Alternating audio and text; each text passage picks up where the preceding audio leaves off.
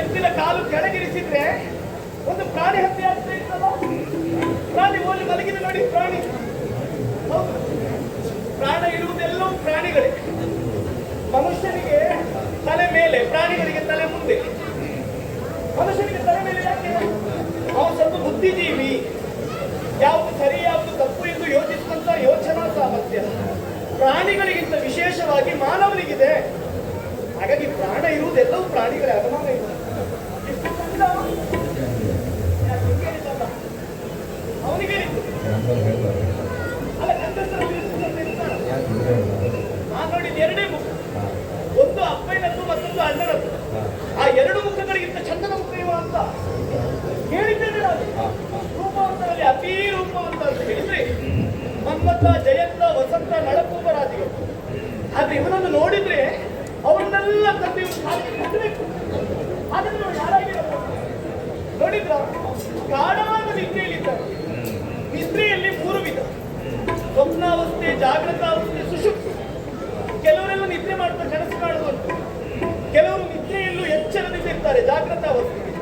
ಇನ್ನು ಕೆಲವರು ಮೈ ಮರೆತು ನಿದ್ರೆ ಮಾಡುವುದು ಸುಷುಪ್ತಿ. ಇವ ಗಾಢಾವಸ್ಥೆಯಲ್ಲಿ ನಿದ್ರೆ ಮಾಡುತ್ತಾ ಇದ್ದಾರೆ. ಇವ ನಿದ್ರೆ ಮಾಡುವುದು ನೋಡಿದ್ರೆ ನನಗನ್ನಿಸುವುದು ಹೀಗೆ, ಇವ ಎಲ್ಲಿಯೋ ರಾತ್ರಿ ತಿರುಗಾಟ ಮಾಡುವವನೇ ಆಗಿರ್ಬೇಕು. ಈ ರಾತ್ರಿ ತಿರುಗಾಟ ಮಾಡುವುದು ಹಾಗೆ ಯುದ್ಧದಲ್ಲೇ ನಿಂತೆ. ಹಾಗಾದ್ರೆ ಇವ ಯಾರು ನೋಡಿದ್ರ? ಹುಡುಗಿ ತೊಡುಗೆಯನ್ನು ಗಮನಿಸಿದಾಗ ಇನ್ನು ರೂಢಿಪ ಸುತ್ತನ ಹೌದು, ಒಂದು ನಾಡಿನ ರಾಜಕುಮಾರ ಎಂಬುದು ಕಣಮಾನವೇ ಇಲ್ಲ. ರಾಜಕಾಂತಿ ಮುಖದಲ್ಲಿ ಎಂದು ತೋರಿಸ್ತಾ ಇತ್ತು. ಬಾಗಿಲಿನಲ್ಲಿ ನೋಡಿ ಹಯವನ್ನು ಬಂಧಿಸಿದ್ದಾರೆ. ಹಯವನ್ನು ಬಂದಿರುವಂತ ವೀರ ಇತ್ತು ಎಂಬುದ ಕಣಮಾನವೇ ಇಲ್ಲ. ಎಷ್ಟು ಚಂದ ಇದ್ದೀವ್ರಿ. ನಾನು ಬಂದದ್ದು ಹೂದೋಟಕ್ಕೆ ಹೂವನ್ನು ಕೊಯ್ಯುವುದೇ. ಇವನನ್ನು ನೋಡಿದಾಗ ನನಗೆ ಹೀಗೆ ಅಲ್ಲಿ ನೋಡಿ ಅವನು ಬಂದ್ರ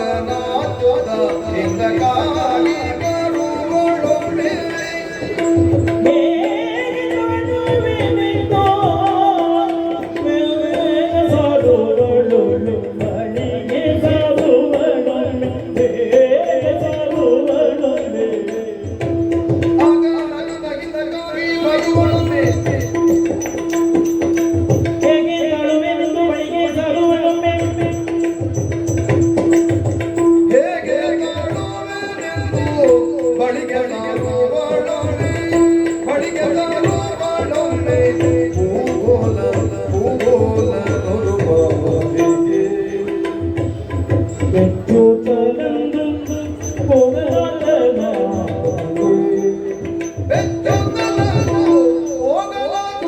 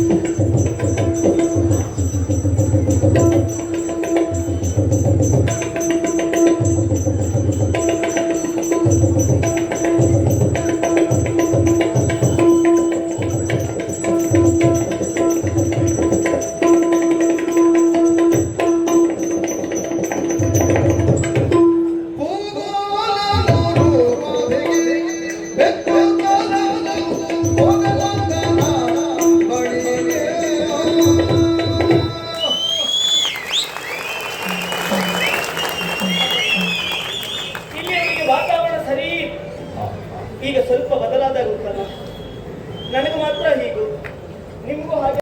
ನಾನು ಹಾಗೆ ಬೆಟ್ಟು ತಿನ್ನೋ ಕೆಲಸ ಎಲ್ಲಿಯೂ ಮಾಡ್ತಿಲ್ಲ, ಮಾಡುವುದು ಇಲ್ಲ. ಅದಿಲ್ಲ ಅನ್ಬಾರ್ದಲ್ಲ, ಎಪ್ಪಿಸಿ ಅನ್ಬಾರ್ದಲ್ಲ. ಕೆಲವರೆಲ್ಲ ಉಂಟು, ಹೋದೋದಲ್ಲಿ ಎಪ್ಪಿಸಿ ಬೆಟ್ಟು ತಿಂದು ಬಂದವರು ಇರ್ತಾರೆ. ಅದು ನಾವು ಅದನ್ನು ಕೇಳಬಾರ್ದು. ಹಾಗೆ ಏನ್ ಮಾಡೋದು?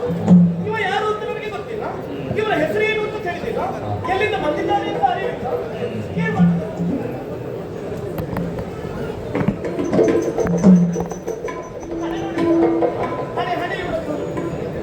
ಬಂಗಾರದ ಮನೆ ಇದ್ದಾನು. ಈ ಮನೆ ಮಾಡಿದ ವಿಶ್ವಕರ್ಮ ಎಲ್ಲಿದ್ದಾನೋ? ಮುಂದಿದ್ದಾನೋ ಹಿಂದಿದ್ದಾನೋ? ಇದ್ದಾನೆ. ಯಾವ ವಿಶ್ವಕರ್ಮ? ಆ ವಿಧಾತ ಹೇಳಿದೆ, ಹುಕ್ಕು ಕಾಮನ ಕೈಯ ಕಪ್ಪಿಲಿನ ಹಾಗೆ. ಆ ಕಣ್ಣು ಮುಚ್ಚಿದೆ, ಮುಚ್ಚಿದ ಕಣ್ಣೇ ಇಷ್ಟು ಆಕರ್ಷಕ. ಆ ಕಣ್ಣನ್ನು ಬಿಚ್ಚಿದ ಅಂತಾದ್ರೆ ಎಲ್ಲರ ಚಿತ್ತವನ್ನು ಸೆಳೆಯುವ ಮೋಹನನಿದ್ದ, ಅನುಮಾನವೇ ಇಲ್ಲ.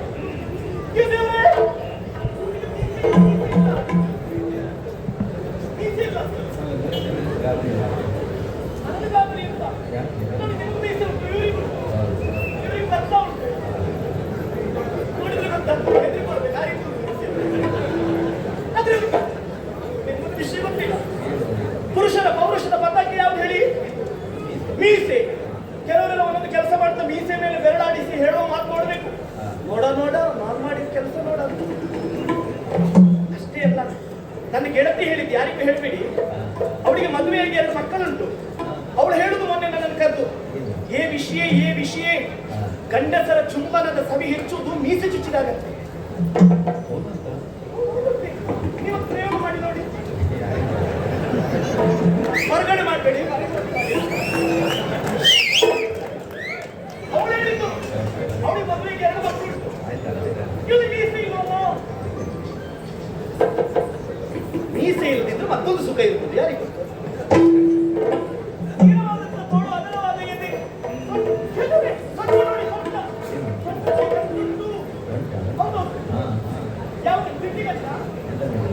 ಕೆಲವರೆಲ್ಲ ದೂರ ತಿರುಗಾಟಕ್ಕೆ ತಿಂಡಿಗಂಟನ್ನು ಕಟ್ಕೊಂಡು ಹೋಗ್ತಾರಂತೆ.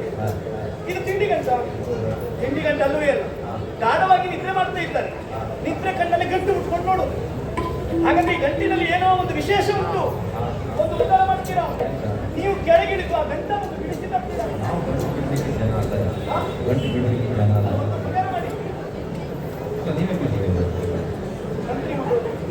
ಮಂತ್ರಿ ಮಕ್ಕಳಲ್ಲಿ ಇನ್ನೊಬ್ಬ ಗಂಟಿಗೆ ಕೈ ಹಾಕ್ತಾರ? ಯಾರಾದ್ರೂ ನೋಡಿದ್ರೆ ಒಂದು ಉಪಕಾರ ಮಾಡಬೇಕು.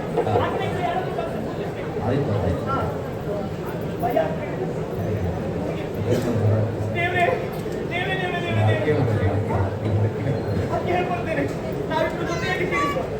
ದೇವ್ರ ದೇವ್ರ ದೇವ್ರ ದೇವ್ರ ದೇವ್ರೆ, ದೇವ್ರ ದೇವ್ರ ದೇವ್ರ ದೇವ್ರೆ, ದೇವ್ರ ದೇವ್ರ ದೇವ್ರ ದೇವ್ರೆ.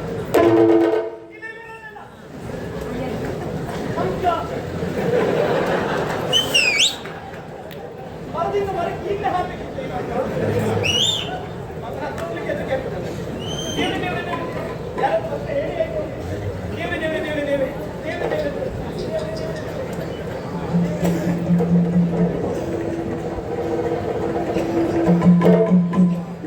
ನೋಡಿ, ನಾನು ಯಾರ್ಯಾರ ಮುದ್ರೆಗೆ ಕೈ ಹಾಕಿದ್ದಲ್ಲ ನೋಡಿ, ರಾಜ ಮುದ್ರೆ ಕಾಣಿಸ್ತಾ ಉಂಟು. ಇದು ನನ್ನ ಅಪ್ಪನ ಗಂಟು. ಅಪ್ಪನ ಗಂಟಿಗೆ ಕೈ ಹಾಕುವ ಅಧಿಕಾರ ಇದ್ದದಿದ್ರೆ ಮಕ್ಕಳಿಗೆ ಮಾತ್ರ. ಹಾಗೆ ಅಪ್ಪಯ್ಯ ಇನ್ನೊಬ್ಬರಿಗೆ ಗಂಟು ಮಾಡಿಡುದಿಲ್ಲ, ಮಕ್ಕಳಿಗೆ. ಏನಿರ್ಬೋದು ವಿಷಯ ನೋಡೋಣ. ಶ್ರೀಮಂತ ಸಚಿವ ಶಿರೋಮಣಿ ದುಷ್ಟಬುದ್ಧಿಯು, ಯಾರಿಗೆ ಹೇಳ್ಬೇಡಿ, ನಮ್ಮ ಅಪ್ಪನ ಅಕ್ಷರ ಎಷ್ಟು ಚಂದ ಗೊತ್ತುಂಟಾ? ಕೆಸರಿನ ಮೇಲೆ ಕುಳಿತ ಕಾಗೆ ಎಂದು ಬಿಳಿ ವಸನದ ಮೇಲೆ ಕಾಲಿರಿಸಿ ಹೋದಾಗ ಎಷ್ಟು ಚಂದ. ಮತ್ತೆ ಅಷ್ಟು ಸುಲಭದಲ್ಲಿ ಇನ್ನೊಬ್ಬರಿಗೆ ಓದ್ಲಿಕ್ಕೆ ಆಗುದಿಲ್ಲ. ಶ್ರೀಮಂತ ಸಚಿವ ಶಿರೋಮಣಿ ದುಷ್ಟಬುದ್ಧಿಯು ಸುಪ್ರೇಮದಲ್ಲಿ ತನ್ನ ಮಗ ಮದನಕ್ಕೆ, ಅಂದ್ರೆ ನನ್ನ ಅಪ್ಪಯ್ಯ ಅಣ್ಣನಿಗೆ ಬರೆದಂತ ಲೇಖನ, ನಿಮಗೆ ಬರೆಸಿ ನೇಮಿಸಿದ ಕಾರ್ಯ ಚಂದ್ರಹಾಸ ಮಹಾಹಿತ. ಚಂದ್ರಹಾಸ, ಇವರ ಹೆಸರು ಚಂದ್ರಹಾಸ. ನನಗಾಗ್ಬೋದು ಹೊತ್ತು ಗಳೆಯವನ್ನು ಬಳಿಕೆವನ ಕುಲವಿದ್ದವರೆಯು ವಿಕ್ರಮಗಳಲ್ಲಿ ನೋಡುತ್ತಿರದೆ ಕೊಡು ಬಿಬಿ ಕಣ್ಣಿಗೆ ಕಸಬಿತ್ತು. ಹೊತ್ತು ಗಳೆಯಲ್ಲಿ ಬಂದ ಬಳಿಕೆವನ ಕುಲವಿದ್ದವರೆಯು ವಿಕ್ರಮಗಳಲ್ಲಿ ನೋಡುತ್ತಿರದೆ ಕೊಡು ಬಿಬಿ. ವಿಷವ ಮೋಹಿಸುವಂತೆ ಬಾಲಕಗೆ ಉತ್ತರ ಒಪ್ಪುದು. ವಿಷ ಕೊಟ್ಟರೆ ಉತ್ತರ ಆಗುತ್ತದ? ಉತ್ತರ ಕ್ರಿಯೆ ಆಗ್ತದ? ಉತ್ತರ ಕ್ರಿಯೆ ಆಗುವುದು. ಹಾಗಾದ್ರೆ ಇಲ್ಲಿ ಆದದ್ದೇನು? ಅರವೇ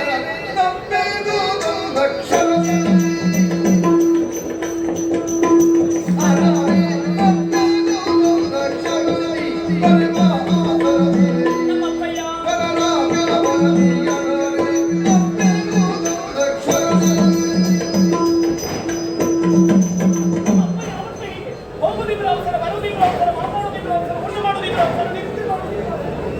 ಅವಸರದಲ್ಲಿ ಎಂತ ಅನಾಹುತಾಗಿ ಹೋಗ್ತಿತ್ತು ನೋಡಿ. ವಿಷವ ಮೋಹಿಸುವಂತೆ ಬಂದಿದ್ದಾರೆ. ಇದು ವಿಷವ ಮೋಹಿಸುವಂತಲ್ಲ, ಮಗನಾದ ವಿಷಯ ಮೋಹಿಸುವಂತೆ. ಮೊನ್ನೆ ಒಂದು ವಿಚಾರ ನಡೆದು ಹೋಯಿತು. ನಮ್ಮಪ್ಪ ರಾಜಕೀಯ ಕಾರ್ಯಕ್ಕೆ ಹೊರಟ ಹೋಗುವಾಗ ಮಾರ್ಗದಲ್ಲಿ ತಡೆದು ನಿಲ್ಲಿಸಿದೆ. ಅಪ್ಪ ಗೆಳತಿಯರಿಗೆಲ್ಲ ಮದುವೆ ಆಯಿತು, ನನ್ನ ಮದುವೆ ಯಾವಾಗ ಅಂತ ಕೇಳಿದೆ. ಆಗ ಅಪ್ಪ ಹೇಳಿದ್ದು, ಚಿಂತೆ ಮಾಡಬೇಡ ಮದುವೆ, ಕೆಲಸಕ್ಕಾಗಿ ಹೊರಟಿದ್ದೇನೆ, ಮುಗಿಸಿ ಬರುವಾಗ ಅನುರೂಪನಾದ ವರವನ್ನು ಆರಿಸಿ ತರ್ತೇನೆ ಅಂತ ಹೇಳಿದ ಅಪ್ಪನೇ ಅಲ್ವಾ. ಅಪ್ಪ ಹೇಳಿ ಇದೇ ದಾರಿಯಲ್ಲಿ ಹೋಗ್ತದೆ. ಇವ ಇಲ್ಲೇ ಮಲಗಿದ್ದಾನೆ ಅಂತ ಅಪ್ಪನೇ ಕಳುಹಿಸಿದ ವರ ಅನುಮಾನವೇ. ಹಾಗಾದ್ರೆ ಇಲ್ಲಿ ವಿಷವ ಅಲ್ಲ, ಮಗಳಾದ ವಿಷಯ ಮೋಹಿಸುವಂತೆ ಬಾಲಕಗೆ ಉತ್ತರೋತ್ತರ ಒಪ್ಪುವುದು. ಅಕ್ಷರ ತಿದ್ದಬೇಕಲ್ಲ, ಅಕ್ಷರ ತಿದ್ದಬೇಕು ಅಂತ ಒಂದು ಲೇಖನಿ ಬೇಡುವ.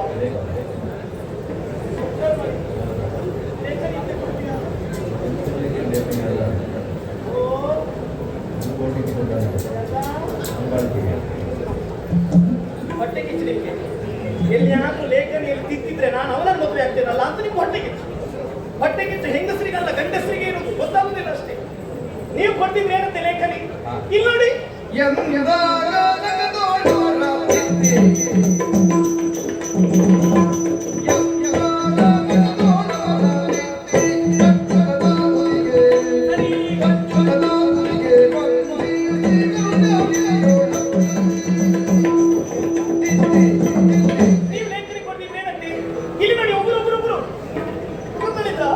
ನನ್ನಮ್ಮ ಯಾವತ್ತೂ ಹೇಳುದು, ಮಗ ನೀನೊಂದು ಉಗುರೊಂದು ಬೆಳೆಸಬೇಡ, ಆ ಉಗುರಿನಲ್ಲಿ ತುಂಬಿದ್ದು ನೋಡಿದ 4 ತೆಂಗಿನ ಮರದ ಹುಡುಕು ಸಾಕು ಅಂತ. ಹೆಣ್ಣು ಮಕ್ಕಳು ಉಗುರು ಬೆಳೆಸಲೇಬೇಕು. ಹೆಣ್ಣಿನ ಶೃಂಗಾರ ಪ್ರಾರಂಭ ಆಗುವುದು ಎಲ್ಲಿಂದ ಹೇಳಿ? ನಖದಿಂದ ಶಿಖದವರೆಗೂ ಉಗುರಿಗೆ ಹಚ್ಚುವ ಬಣ್ಣದಿಂದಲೇ ಹೆಣ್ಣು ಮಕ್ಕಳ ಶೃಂಗಾರ ಪ್ರಾರಂಭ ಆಗ್ತದೆ. ನಾನು ಮಾತ್ರ ಇವತ್ತು ಒಂದೇ ಬಣ್ಣ ಹಚ್ಚಿದ್ದೇನೆ, ನನ್ನ ಗೆಳತಿಯ ದಿನಕ್ಕೊಂದೊಂದು ಬಣ್ಣ ಹಚ್ಚಿಕೆ ತಿಂತಾರೆ ಗೊತ್ತಾ. ಹಾಗಾಗಿ ಈ ಉಗುರಿನಿಂದ ಕಣ್ಣಲ್ಲಿರುವಂತಹ ಕಾರ್ಯಕ್ಕೆ ವಿಷವೈತದು ವಿಷಯೇ, ವಿಷಯ ಮೋಹಿಸುವಂತೆ ಬಾಲಕನಿಗೆ ಉತ್ತರೋತ್ತರ ಒಪ್ಪುದು. ಸರಿಯಾಯ್ತು. ಈಗ ಒಂದು ವಿಚಾರ ಮಾಡಬೇಕು. ಕಟ್ಟಿ ಬರ್ತೀರಾ? ಕಟ್ಟಿ ಬನ್ನಿ, ನಾನೇ ಹೋಗ್ತೇನೆ. ದೇವೆ ದೇವೆ ದೇವೆ ದೇವೆ ದೇವೆ ದೇವೆ ದೇವೆ